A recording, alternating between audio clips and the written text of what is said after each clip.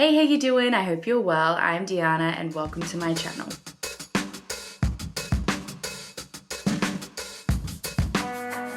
This month I'm wrapping up the Summer Romantasy-athon, which is hosted by the wonderful Tori from Tori Between Pages. This has been such a fun readathon. It's been very low stakes. We have this massive bingo board, which I will show you now. So we haven't made a lot of progress, I think. Well, since the end of June, we've read 2 more books and we're in the middle of 2 more books, so it's a little bit chaotic. So I thought I would start a little bit of a vlog, a little romantasy vlog to see how many more prompts we can cross off. So I mentioned I'm in the middle of a couple of reads. So currently I am reading The North Wind by Alexandra Warwick. I am one of the hosts as part of the Tandem Collective read along, which has been super fun. So thank you so much to Tandem Collective and also Simon & Schuster for sending a copy of my way and including me. I am running a little bit behind, but I should be able to finish by Sunday. Sunday's tomorrow. I should be able to finish by tomorrow. I might switch to the audio just to get through the last little chapters because I'm a day behind. And then I've also started Quicksilver by Callie Hart, which is going to be a truly epic fantasy romance, I can feel. I've read about 60 pages and I'm only 10% in. So we've really introduced to Solaris. Solaris? I'm not sure how to say it. This is how it's spelled. And she is living in this desert city, has this hidden ability to wield and control metal. And she's living in the 3rd quadrant ring. I'm not really sure it's described, but the 3rd are considered to be full of pestilence and have been locked down. At least that's what the Queen's been telling them. So she has been caught stealing from a guardian who are like the elite guards, and she has been sent to death. So that's where we're at the moment in the first 5 chapters. So I'm assuming something happens, she escapes and ends up with the Fae. That's where I'm going with that. But I also have a couple of review copies. So just to vibe check, I'm feeling quite stressed and overwhelmed. I mean, work's fine, pain stuff bad, but I just have a lot to read. So one of them I might push off until next month and do like an August arc catch up. And then the other one I do really want to get to, but it is quite dark as well. It is a dark romance, so it's very dark. So I have Callie Hart, Quicksilver, quite dark. The North Wind, Alexandra Warwick, also quite dark, but in a fairy tale dark way. And then we have this like psychopath mental institution dark romance. So basically what I'm getting at is I am going to pick my next read because, you know, adding a 4th read isn't going to make me overwhelmed at all. And I'm hoping for something with a different tone and also hoping for an audiobook. And then thinking that if I can cross that one off and Northwind next week, tomorrow, I will feel a little bit more in control. So without further ado, I've got my trusty wine glass. Let's have a look and see what my next read is. All right, this one's jumping out to me. We are praying to the gods, the old and the new. Oh God, this never gets easier.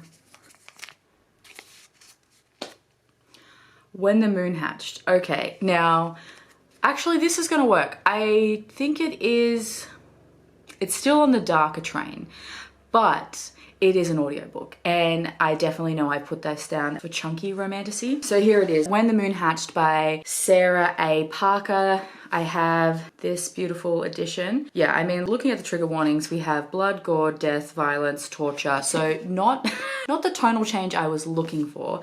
And this is about 500. Oh, we have a family tree. I haven't seen anything like that outside of historical fiction.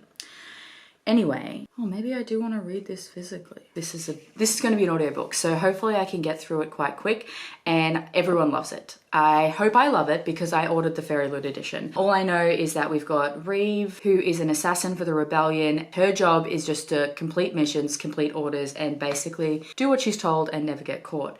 However, when a rival bounty hunter shatters her world, she finds herself captured by a guild of nobles who are a group of powerful fae. Then we have a dragon rider named Khan Vigor, and he has been crushed by the loss of his great love.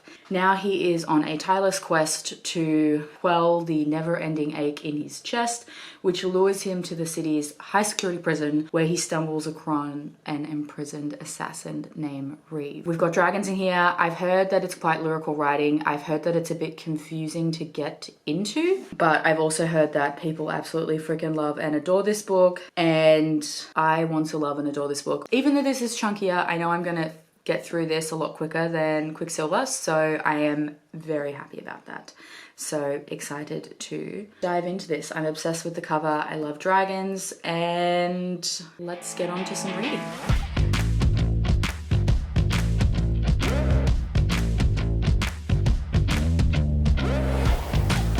Hey, just checking in to give you an update on my thoughts of The North Wind by Alexander Warwick.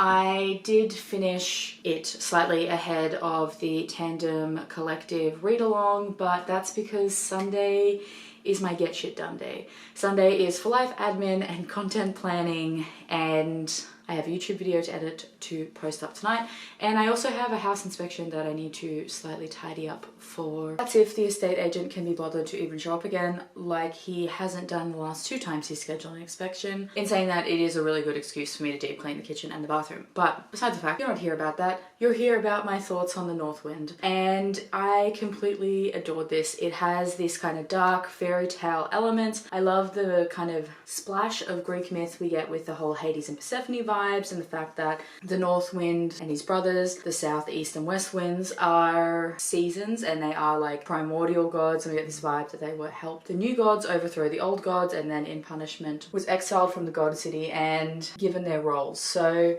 Borealis is the North Wind, and he is also in charge of the Deadlands, where he has to sentence the souls to their afterlife. And yeah, this was a great ending. I feel like Ren had some fantastic character growth.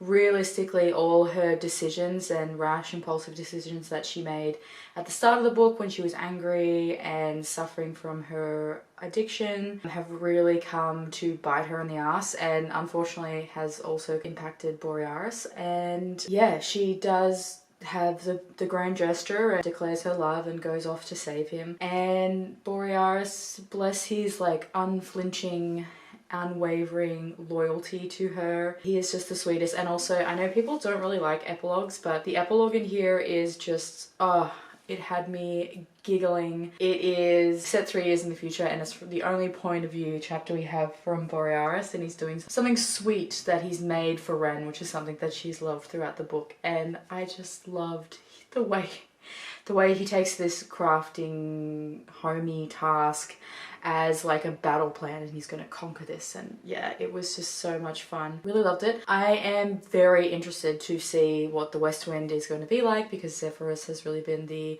antagonist in this whole story, and after what he's done to Ren to manipulate her, how he's treated his eldest brother Borealis, and what he's done to one of his previous wives, I'm really not sure how he's going to be redeemed. But I mean, we all love villain love interest, so very excited for that one to come out. Also, I'm hoping in the West Wind we do get to know more about the South and East Winds, because I'm assuming the series is called The Four Winds, so I'm assuming we're getting their books as well. All we really got from this is that there's a scene where Borealis takes Ren to the City of Gods. There is like an image or a photo, not really a photo, I think it's like a painting of the 4 of them, and she makes a comment about how different they all look. So we have a vague description of what the East and South controlled summer, and the East Wind controlled autumn.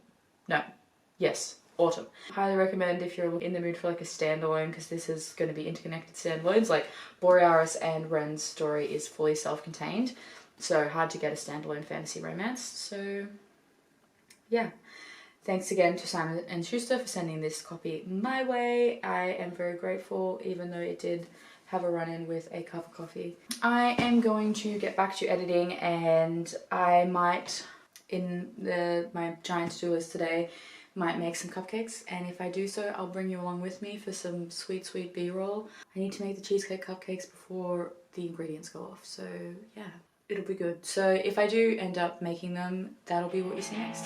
Alright, see you soon, bye!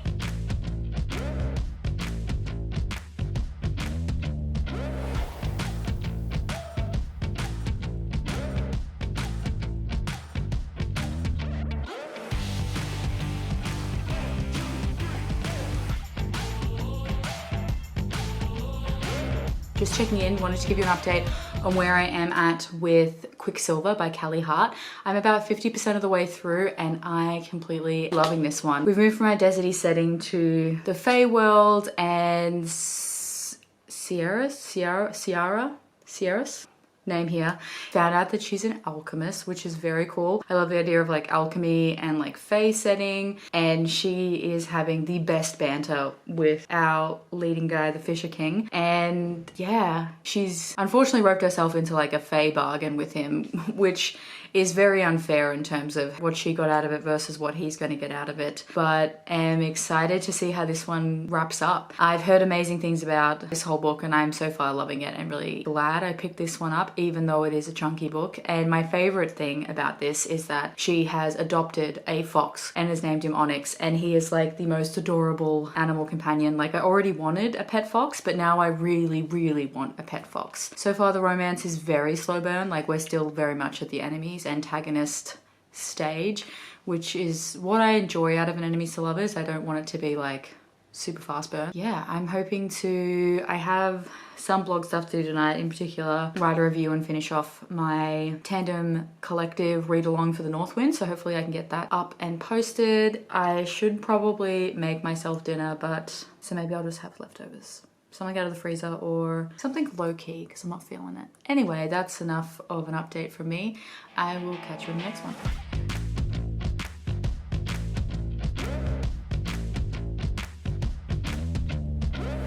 Hello, it's now Saturday, and as you can tell, I am getting a very lazy start to the day. For me, the weekends are really for content creation.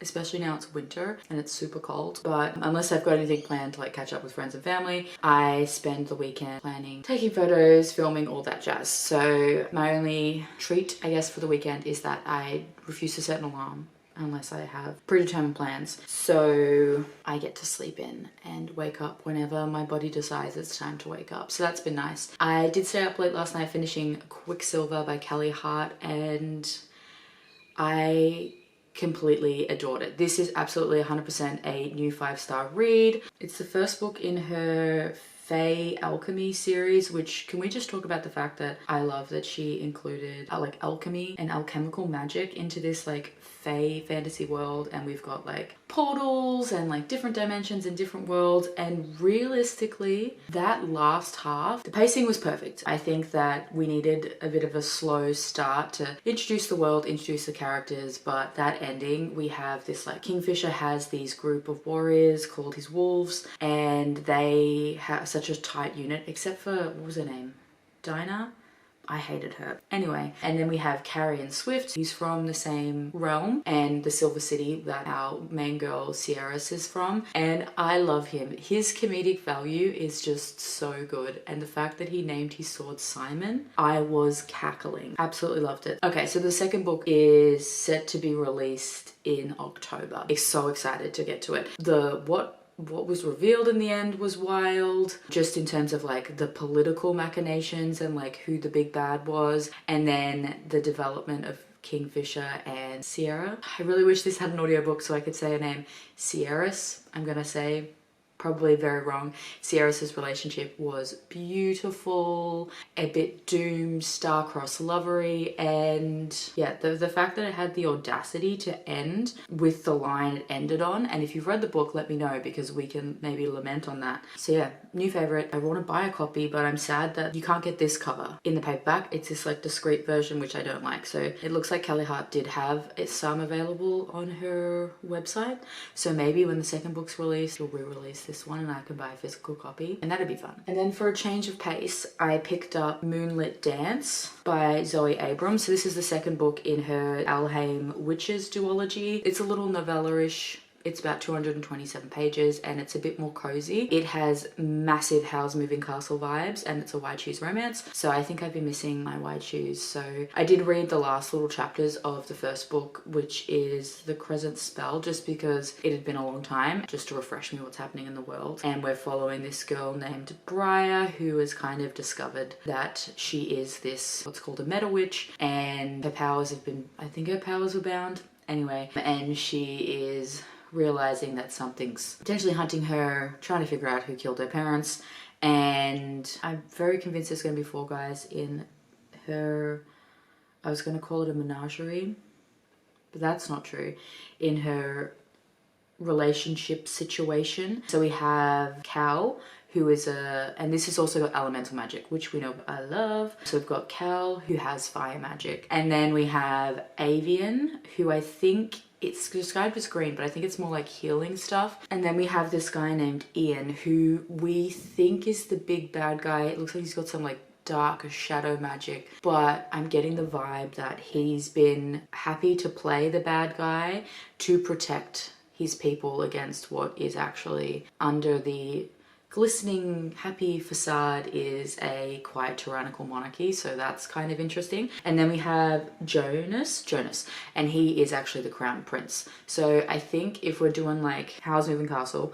Briar's obviously Sophie, Jonas is probably Turnip Head, Cal is Calcifer, Avian is Howl, although he not as dramatic as Howl, but he still gives Howl vibes. And then Ian would have to be the Wicked Witch. No.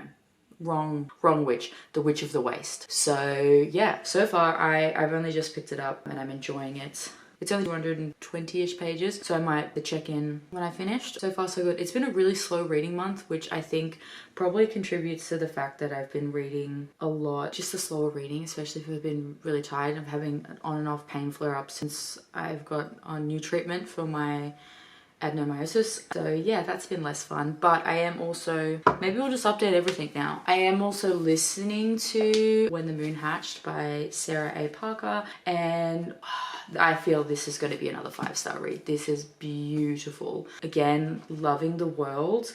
I'm interested because, so we start with like this prologue which gives an overview of the world and the dragons and the gods, which was super fascinating. And then we go into this like present day timeline where Rave is an assassin for this rebellion, and we get to know the world. And I love, again, we've got elemental magic, which is so my jam, and I just love the way they commune with the gods, and that's how they get their magic, is through music and song. So I think that is just so fun. And we have interspersed throughout is these diary entries from a girl named Elaine Navan, which started as a kid when she had her own dragon. And there's some interesting stuff happening with Rave where she's blacking out and becoming like uber powerful. And we have our dragon riding king Khan Vegor, who is looking for his lost love. I feel like Rave is it.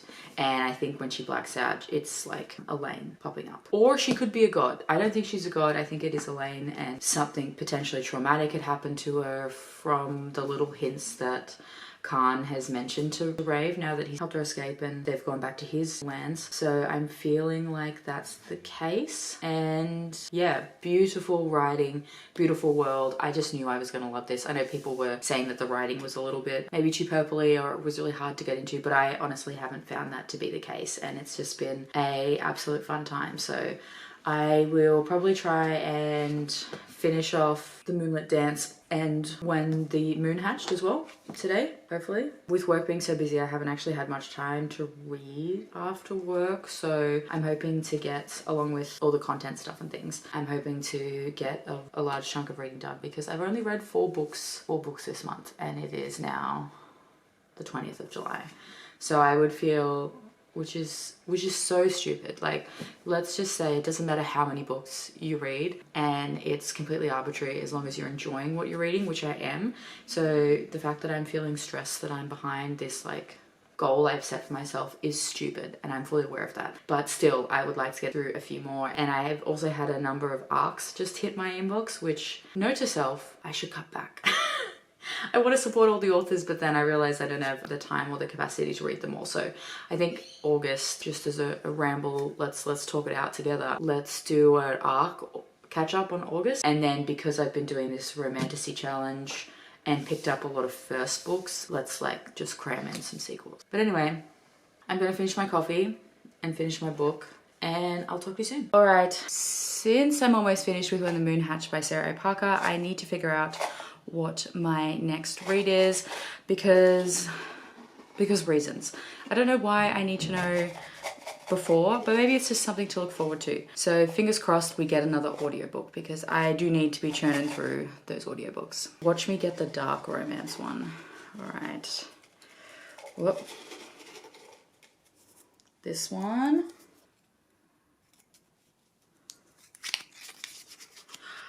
Okay, yes, all right. Our next pick is going to be the Book in the Wild Face series by Kate King, which is Lords of the Hunt. This is a Why Choose romance.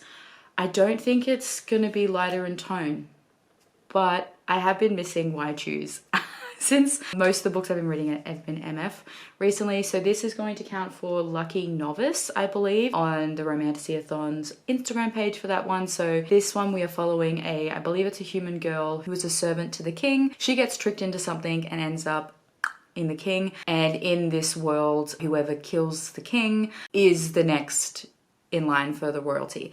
So she ends up accidentally killing the king, becomes royalty, and I believe it's quite a slow burn when it comes to building up the Why Choose. So I really fell in love with Kate King's writing when I read By Any Other Name at the start of this year, so very excited to read more of her work. So yes, this is an audiobook pick, so very excited for that, and yeah, I'll come back, check in at a random time and let you know my thoughts.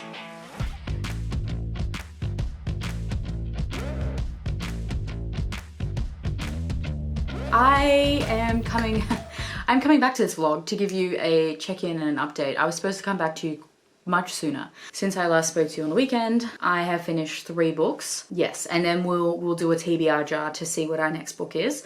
So work has just been busy. So for context, I work in student admin at a university, and it is O week or orientation week for semester 2. So we are busy. Well, it's our busy time. We're not as busy as we hope to be just due to, you know, visas and stuff and things, but we are definitely busy working extra hours and stuff like that. So been reading, but I just haven't been talking to you to tell you how I'm getting on. So I think the last time I spoke to you, I had just picked up The Moonlit Dance by Zoe Abram because I wanted a tonal change. And it definitely was a tone change. I think in this one, our girl Briar is trying to fight the big bad and take down a tyrannical kingdom. But we do still have like a bit of a lighter tone. There is some cozy vibes. I will say it's very short. It's like 230 pages. And I just wish we got a little bit more from the world building. I think it relies a bit heavily on the idea and the vibe that it's very heavily inspired by Howl's Moving Castle. And maybe I'm just being selfish because I do love a witchy time, like witches in fantasy romance and like cozy fantasy, Howl's Moving Castle, like that's something I really love. Like I love that with, oh, what is it called? Olivia Atwater's Regency fairy tales, and I, you know, in my heart and soul, I will not shut up about A Rivalry of Hearts. So I wanted that kind of whimsical vibe, but I think the world building itself is kind of surface level, which is fine. It's a novella, so that's just me being greedy and wanting more from the book and the world because I thoroughly enjoyed it. And we have the Why Choose, she has 5 guys. So we already kind of had a pre-established relationship with Avon and Cal, but after the events of book 1, which I did do a little recap and I read like the last 5 chapters of Present Spells just to like resituate myself into the world and the who's and the what's and the why's and the how's. Maybe, yeah, we'll go with that. So she's already kind of got a relationship with those 2 who are also in a relationship, so it's like a throuple situation here. But due to the events that Avon in particular may have not said some things or done some things, there's a bit of a betrayed element happening. We then have to like deal with that angst and like get their relationship back up and running between the 3 of them in the second book. And then we've got Ian and the disgraced Prince Jonas, and they're a thing, and there's been some lies between the crown to think one was dead and the other's mad at the other one for not coming to rescue them, and then Briar's just in the middle, so there's some angst around getting that sorted. And then there's another guy who seems to be like a solo situation with her, but he's a guard, and while he is like super pivotal to the plot and like helps them all get together, but he doesn't feel super pivotal. Like their relationship is, it would feel like a super slow burn because he's like very reserved and very quiet, and she's already got these relationships with other guys which are very high steam, high spice, fun times. Like the spice in here was impeccable, but it just felt like we didn't get enough screen time with him or a justification about their relationship. So, but anyway, enjoyed it. Any complaints I have is just me really wanting more from the book. And then I finished When the Moon Hatched by Sarah A. Parker, and this is so my jam, and I completely adored this. And I can see what people say about the writing style. Like, I think Sarah A. Parker has just created this absolutely beautiful, lush world that has its own customs, its own religion, its own languages, that the things in the world impact the language like it does with us. The only example I can think of off the top of my head, because I am sleep deprived, is there is this animal called a spangle, and a curse, I can't remember what a spangle is. Is it horse-like? I don't know. Anyway, and whenever she curses or says something is frustrated, she'll say that's a load of spangle shit. Like, we would use the phrase horse shit. So the way that things in the world impact their sayings and their phrases makes it feel a bit other, and she doesn't shy away from just throwing you into the world, but gives you enough context clues for you to go like, oh, like that example I gave, that must be some kind of animal, and that's a curse that's common in this time. And I just completely adored it. And what I thought was going to happen with Rave and Elaine Navarre was, I think, correct. But after hearing about what happened to Elaine and some stuff that Khan said, and then some stuff that's happened with Rave's point of view, where she may have, like, we have this other personality and she may have blacked out and started chewing on people, I think if I think what's happened is what I think happened to involve a certain moon plume, that's super cool and very exciting. And then we have Khan, who, he's a secret softie. Like, you can tell that he is just absolutely ride or die for Elaine and will do anything to protect his people. He's quite honorable, not above keeping his like persona about his place, the Burn, which is supposed to be this like desert land. They're supposed to be a harsh and hard people, quite violent. So he's more than willing to use the rumors and people's assumptions of him just so he can protect the people and make sure that they have like a safety net from his brothers who have been kind of like sniffing about. And yeah, just thoroughly enjoyed this. This is such a fully contained world. And I read this, I listened to the audiobook, but this was the first book that, of course I read this, I'm telling you about it. This was the first book that I did like an immersive read. So that was really great to keep me like hooked in. And let me show you an example. Sprinkled throughout we have like letters and signs, and I think that's quite a nice touch. Just an added, like, I do love a little bit of mixed media, who doesn't? So that was really a great way to get it. And then also things like the way things are written, and sometimes the way there'll be like almost like poetic sections, and the way things are written across the page. I really enjoyed this whole experience. So I am super excited for the sequel, which at this stage is coming out next year. I don't think the title or the cover or the blurb's been released yet, but definitely going to pre-order this one. And actually I am so thankful I got the Fairy Loot edition, because I think having now read it and this being like a 5-star book, I would have been gutted if I missed out on that beautiful edition. And then, last but not least, I started and finished and completely devoured Lords of the Hunt by Kate King, which is the first book in her Wild Fae series, and this was such a fun time. This is another Why Choose, was clearly in a Why Choose mood, and it follows a girl named Leonie, and she is a human servant in the Fae Kingdom. Now, I want to say they're called Elsewhere. Yes, so she has basically been raised in essentially indentured servitude and basically told by her mum, lie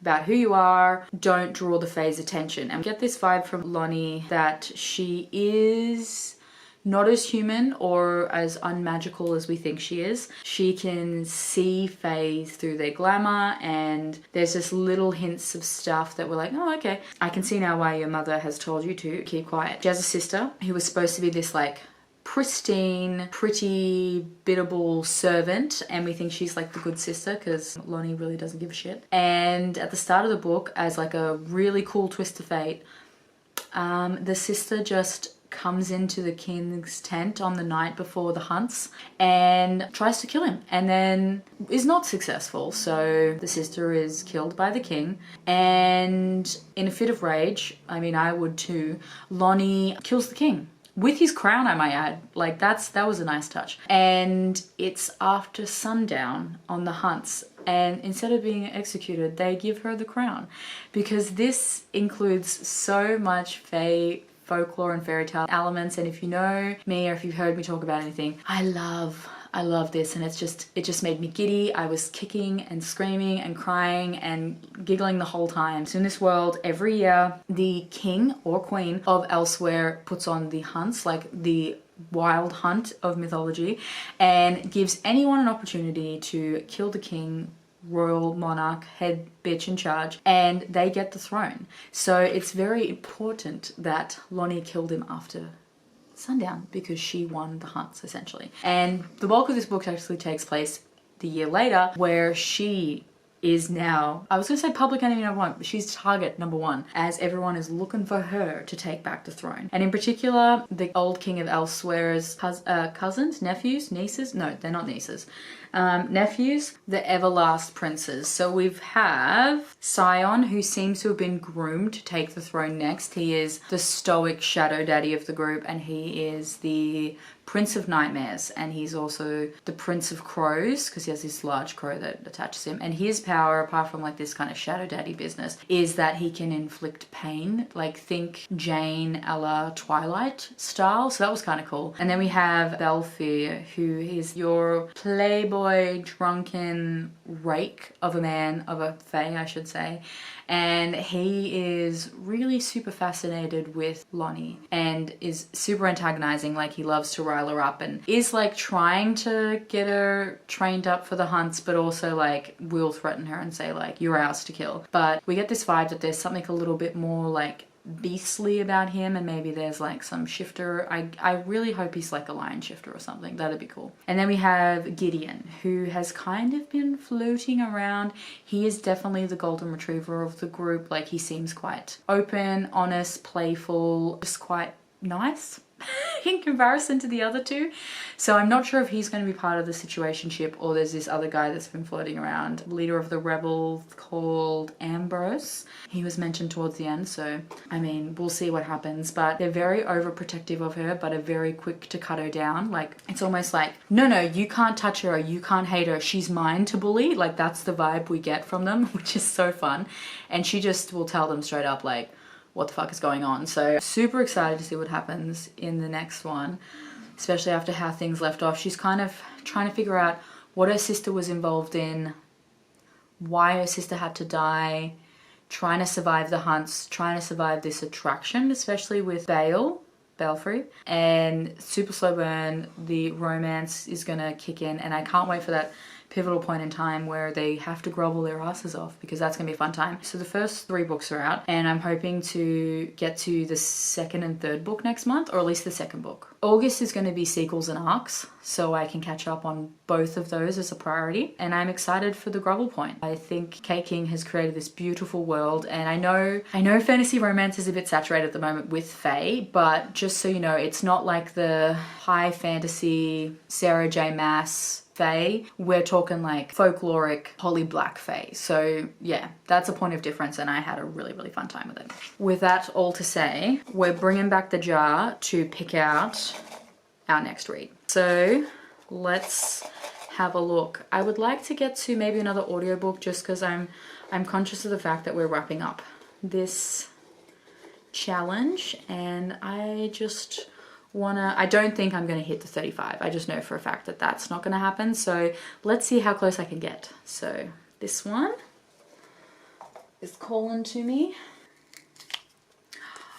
Okay, White Horse Black Nights by Evie Macru. This is a dark fantasy romance, and I've heard that it's got a Snow White vibe because our main hero is God-kissed. So in this world, some humans have been granted and bestowed powers by the gods, and her particular gift is that she can talk to animals. But there's also this like Lady Godiva vibe with the fact that she's been she's been married, sold off essentially in this world to a lord, and for whatever reason, in a twisted homage to the gods, he is making her ride across the country completely bare-ass naked, very much Lady Godiva style, to their wedding day. It's supposed to honor one of the gods, and he has tasked his huntsman, again given Snow White vibes, a man called Wolf to protect her, and he is also God-kissed. That's all I really know. Yeah, I know that Jess from Honest Fiction really loved this, so very excited to give this a shot. So yeah, let's see how this one goes. But yeah, I will check in when I'm either halfway through or finished with White Horse Black Knights. All right, talk to you soon.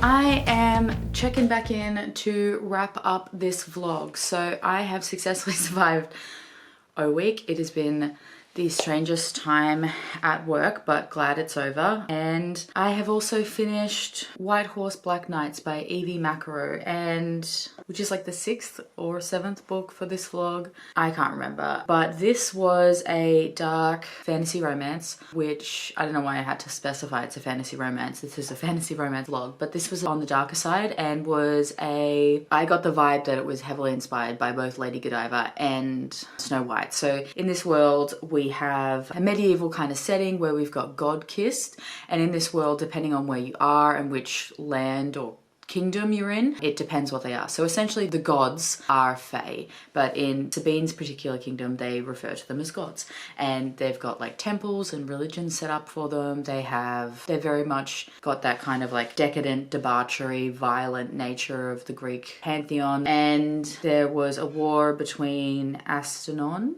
and another place starting with V. I can't remember off the top of my head. And it's been 500 years since the gods, the Fae, have gone into a slumber, and a big war was kind of erupted between the two kingdoms. And so in this, we have Sabine, who is God-kissed, and the God-kissed people of this world are gifted birthmarks, and you can tell. And their gifts vary. So Sabine has the ability to talk to animals. Baston, Wolf Bowborn, who is the huntsman who is tasked with bringing Sabine back to her new husband, as she has to ride across the country butt naked in a show of faith to the gods, which is where we get the Lady Godiva part. He's God-kissed as that he has heightened senses, and which makes him an excellent tracker. We also have people who have some not so helpful gifts, like they can turn fruit different colors. Then you've got those who've got extra speed and can heal, which are very valuable to the nobility. So yeah, the romance between Bastion and Sabine was quite slow, very much on the enemies to lovers. She's trying to escape, and he's obviously very loyal to his master, who pulled him out of poverty and is gonna do his job, which is bring her back. Along the way, they've got like some rebels come and try and take Sabine, and you know, they kind of form this relationship. And I love that from his perspectives, we see that he's realizing that despite her being this like virginal maiden whose God-kissed gift is to talk to animals, and it's supposed to be sweet and wholesome. Like at one stage she sicks a wildcat on him. Like she can manipulate that to her will, and he's not used to any kind of kindness, so he doesn't know how to take it when, you know, Sabine asks him what his name is and wants to know a bit more about him, and she treats him with the kindness that she treats the animals. And then when they get to Astenon, these royals are supposed to be quite rich and debaucherous and take after the Fae. So it kind of gives me like the French Renaissance with the, you know, Marie Antoinette and the Sun King. Yeah, we're very much seeing that there is a power vacuum is about to occur in Astenon, as their very, very old and very sick king who hasn't got an heir is about to die. And Sabine's husband, who was one of the Valderi, which gives me massive, I don't know, maybe it's just me being a history nerd, they give me like massive Medici vibes. Like they're the power behind the power, and I think they're finally going to make a play for the throne. And we're finally feeling that things are happening, ancient creatures are awakening, which is maybe why she was chosen as a bride. And yeah, where we were at the start to where we are at the end, the political stuff is really kind of kicking in. Her husband, or husband-to-be, really doesn't seem to care much about bedding her or whatever like that. He really just needs her God-gift power, and kind of seems, at least on the surface, he is known as like the king of liars, and he owns like all the gambling dens, opiate dens, brothels. So he might be not showing his cards, but maybe as long as she agrees to him, she might be able to stay with Bastion. I don't know what's going on, but need to dive into the next book right away. And this one I had down for beautiful cover. So yeah, at this point in time, I can't remember when I started this vlog. I think I was reading Of Light and Darkness.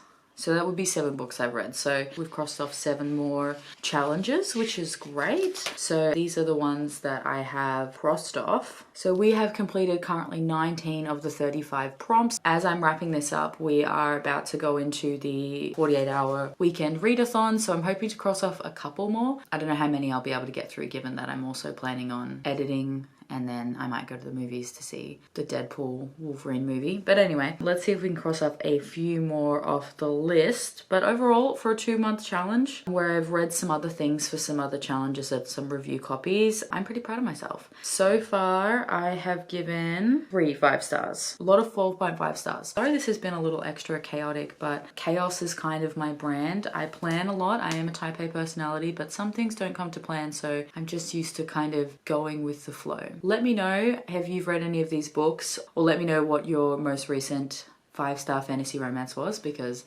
I always need to add more books for my TBR. Otherwise, you can leave me a mouse emoji for White Horse Black Knights, because she has a little mouse friend and it's so cute. If you want to see any more of my content, please like and subscribe. I'll be posting new videos every Sunday. I will leave all the books linked in the description box below, and any reviews if I have any. I have admittedly been behind on formally writing and posting reviews, so there might not be anything, but if there is, it'll be down there. Also, in the description box below will be links to my social media channels if you'd like to follow me or talk to me on any other corner of the internet. Anyway, that is all from me today, guys. I hope you're doing all kinds of well, and I will speak to you soon. See ya!